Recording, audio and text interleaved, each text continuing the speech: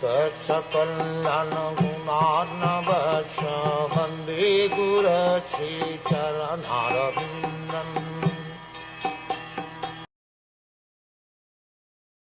Saunaka said, O Suta Goswami, you are the most fortunate and respected of all those who can speak and recite. Please relate the pious message of Srimad Bhagwatam, which was spoken by the great and powerful sage Shukdev Goswami. Suta Goswami is twice addressed herein by Saunaka Goswami out of great joy, because he and the members of the assembly were eager to hear the text of Bhagavatam uttered by Shukdev Goswami. They were not interested in hearing it from a bogus person who would interpret in his own way to suit his own purpose.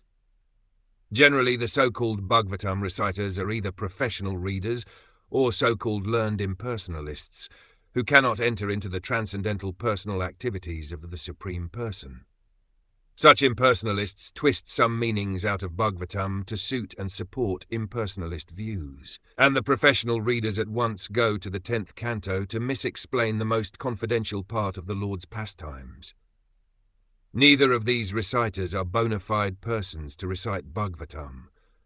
Only one who is prepared to present Bhagavatam in the light of Shukdev Goswami, and only those who are prepared to hear Shukdev Goswami and his representative are bona fide participants in the transcendental discussion of Srimad Bhagwatam.